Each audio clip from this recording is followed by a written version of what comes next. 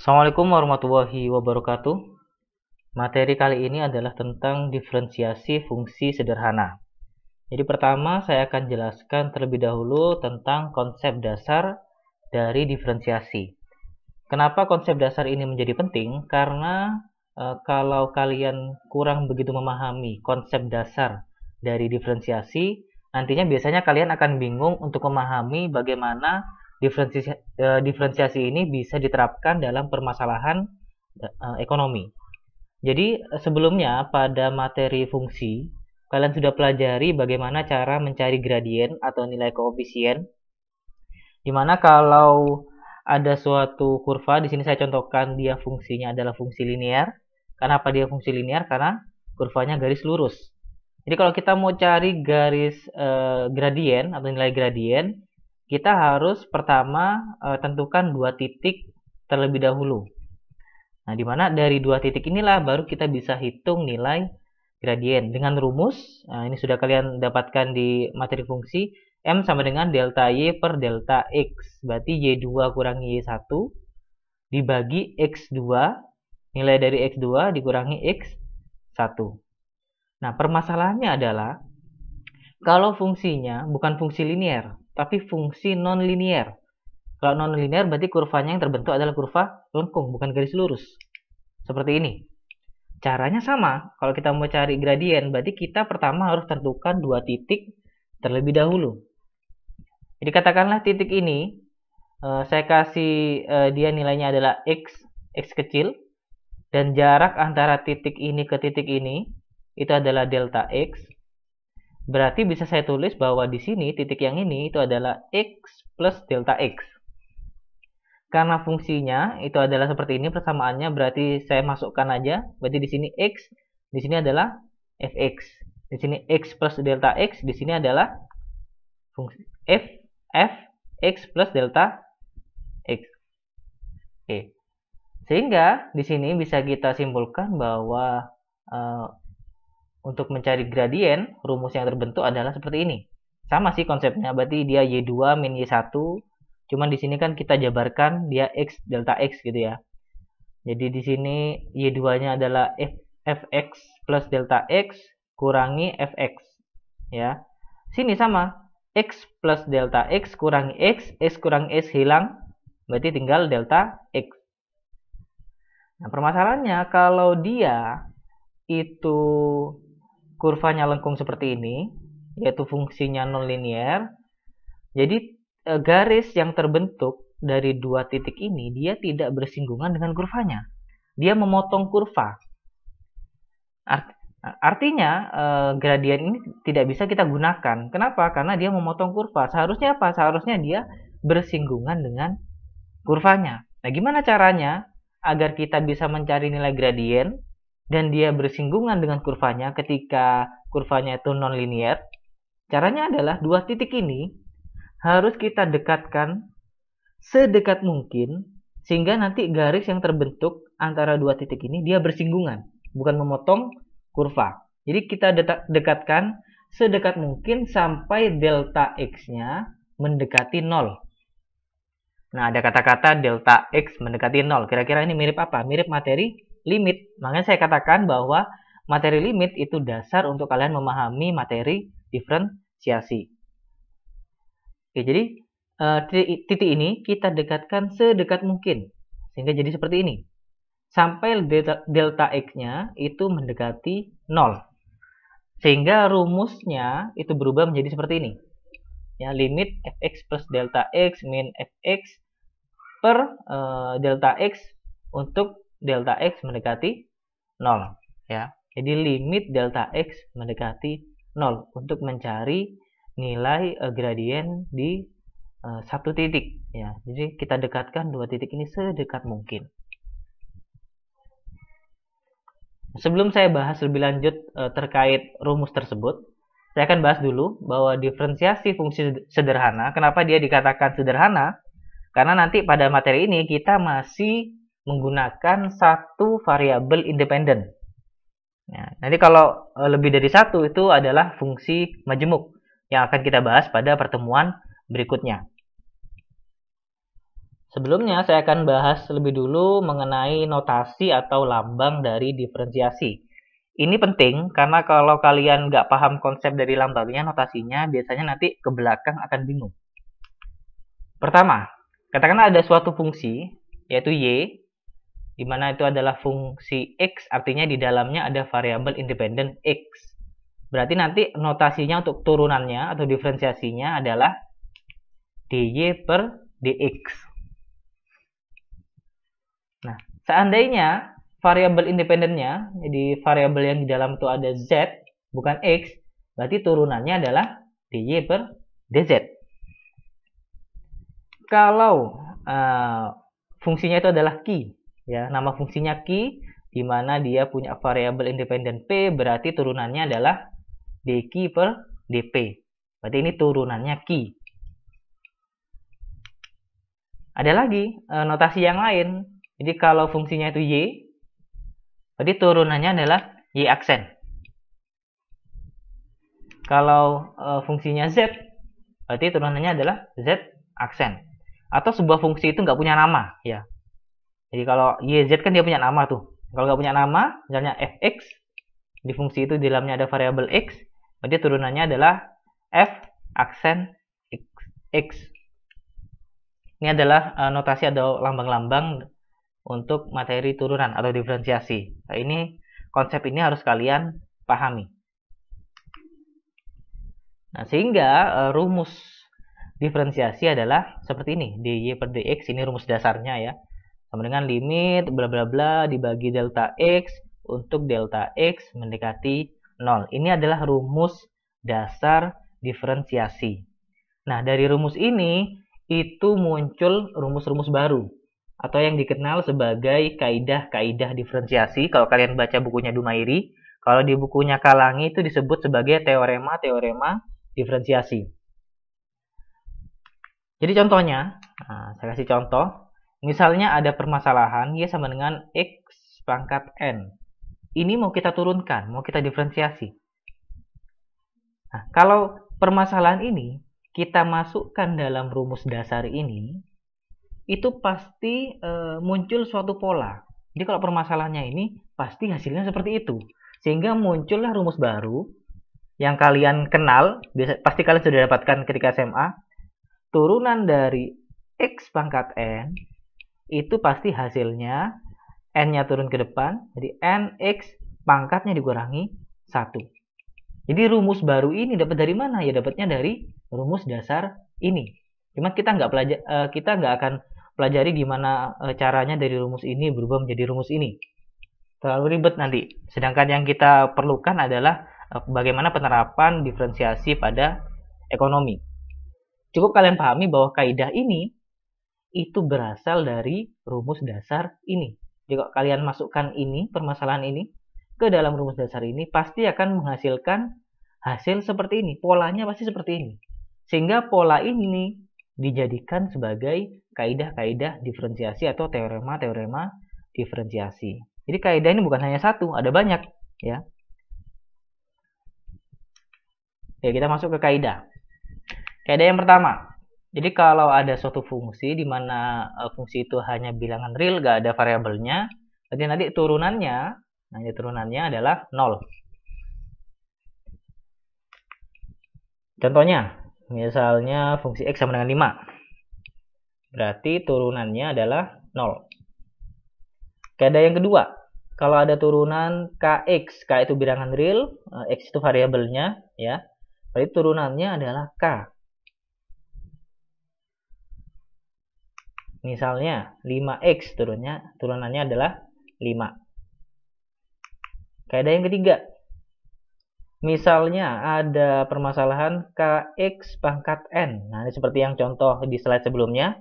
Berarti nanti pangkatnya turun ke depan, jadi k kali n, pangkatnya dikurangi 1.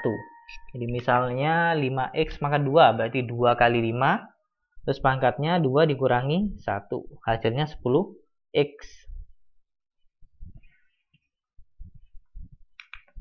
Kemudian kaidah yang keempat, jadi katakanlah ada suatu fungsi dijumlahkan dengan suatu fungsi. Ya. Di sini saya lambangkan dia fungsi gx kemudian hx untuk menandakan bahwa ini adalah dua fungsi yang berbeda, ya. Jadi caranya kalian menjumlahkan ya diturunkan aja, yang g ini diturunkan, yang h ini diturunkan. Di misalnya 4x kuadrat ini kan suatu fungsi, ya. Kemudian plus x pangkat 3. Berarti yang ini diturunkan, yang 4x kuadrat berarti 2 kali 4 8, pangkatnya kurangi 1 8x ditambah 3-nya turun 3x, 3 kurangi 1 3x pangkat 2. Mungkin beberapa dari kalian ketika SMA kalian menerima rumus yang tidak seperti ini. Biasanya pakai U dan V, ya. Jadi U aksen, V aksen seperti itu, ya. Nah, jadi kenapa saya di sini menggunakan notasi GX, G dalam kurung X, agar kalian selanjutnya untuk materi-materi selanjutnya lebih memahami. Karena kalau saya nggak pakai notasi yang seperti ini, kalian akan sulit untuk memahami permasalahan ini variabelnya itu di dalam ada variabel apa.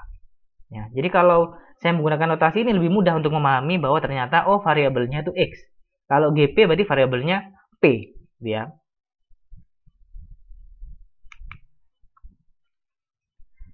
Kemudian kaidah yang kelima, kalau ada perkalian, suatu fungsi dikalikan dengan satu fungsi. Jadi nanti cara penyelesaiannya adalah, jadi fungsi yang pertama yang G ini kalian turunkan, dikalikan dengan, bukan turunannya, aslinya, Hx, kemudian ditambah dengan Gx dikali turunan dari H.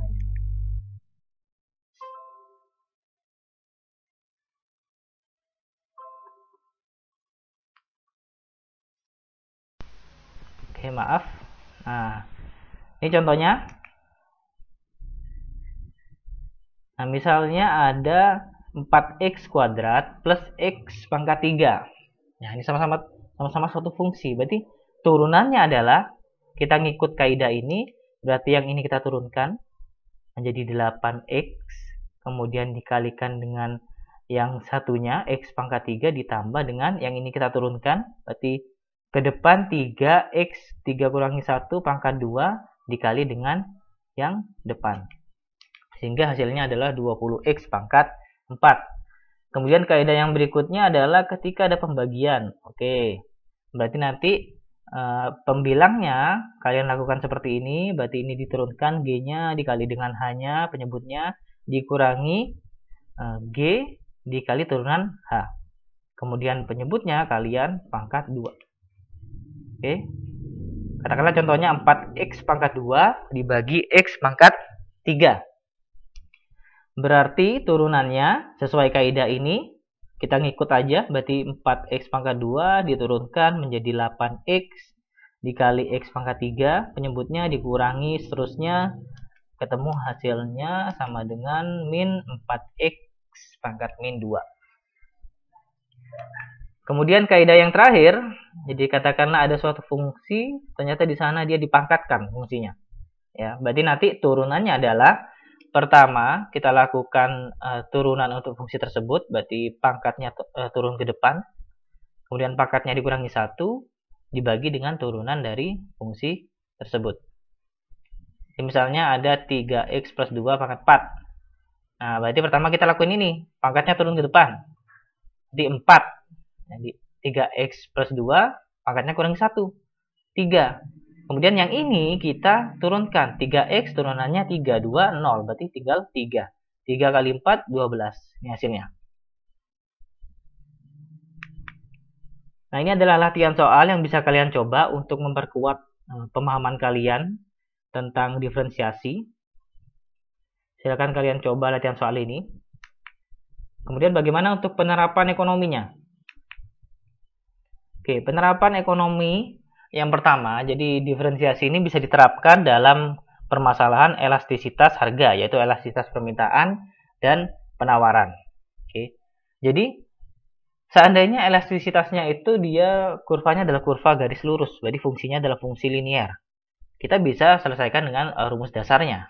Ya, rumus biasa, delta Q per delta P berarti Q2 kurangi Q1, P2 kurangi P1. Nah, bagaimana kalau elastisitasnya itu berbentuk non-linear fungsinya, ya? Artinya kurvanya dia lengkung. Sehingga permasalahannya berarti nanti delta Q per delta P bisa kita selesaikan dengan cara diferensiasi karena konsepnya sama. Kalau diferensiasi kan dia delta Y per delta X, berarti turunannya Y. Berarti delta Q per delta P kita bisa cari dengan turunannya Q. Kenapa? Karena kalau elastisitas yang kita cari adalah elastisitas fungsi nonlinier atau disebut dalam bukunya Kalangi, kalian bisa baca dia disebut sebagai elastisitas harga titik, di mana kita mencari nilai elastisitas pada satu titik. Berarti nanti delta Q per delta P bisa kita selesaikan dengan cara diferensiasi. Artinya kita mencari turunan dari Q. Biasanya nanti di soal itu diketahui fungsi Q-nya. Ya, diketahui fungsi permintaannya, diketahui fungsi penawarannya. Sehingga untuk mencari turunannya tinggal kita turunkan fungsi tersebut. Pengambilan keputusannya, itu kalau nilai elastisitasnya lebih dari 1 maka elastis, kurang dari 1 inelastis, sama dengan 1 uniter, dan seterusnya. Ingat bahwa untuk elastisitas, misal hasilnya min berarti nilainya itu harus kita mutlakkan. Jadi min itu kita anggap sebagai positif, itu namanya dimutlakkan. Ya, misalnya hasilnya min 3, berarti kalian mutlakkan menjadi 3. Nah, 3 itu masuk apa? Masuk lebih dari 1, berarti kesimpulannya adalah elastis. Ya, ini mereview kembali agar kalian ingat materi elastisitas, karena materi ini sudah kalian terima ketika SMA. Jadi contohnya, maka misalnya kalian masih bingung nih ya, gimana cara menerapkannya, saya kasih contoh. Oke, misalnya ada fungsi permintaan suatu barang, berarti QD sama dengan 25 min 3P kuadrat. Berapa elastisitas permintaan pada tingkat harga 5?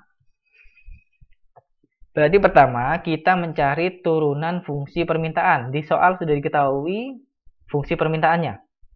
QD sama dengan 25 min 3P kuadrat. Berarti ini kita turunkan. Ya, kita turunkan lambangnya, jangan lupa. Menjadi 25 itu 0, min 3P kuadrat, berarti 2-nya turun ke depan. 2 kali 3, 6, pangkatnya kurangi 1, min 6P. Setelah itu kita mencari fungsi elastisitas, ya, atau koefisien elastisitas sesuai rumus yang tadi yang di atas, yaitu turunan dari Q dikali dengan P per QD. Turunan dari Q sudah kita cari, hasilnya min 6P, ya. Kemudian P dikurangi Q-nya sudah ada di soal, 25 min 3P kuadrat, masukkan di sini, 25 min 3P kuadrat. Kemudian setelah kita sudah dapat fungsi elastisitasnya, ya, kita substitusikan nilai P. Di sini diketahui di soal bahwa nilai P adalah 5, harganya 5, ya. P itu kan price. Kemudian kita masukkan min 6 dikali 5 dan seterusnya. Kita masukkan, ketemu nanti hasilnya sama dengan 3.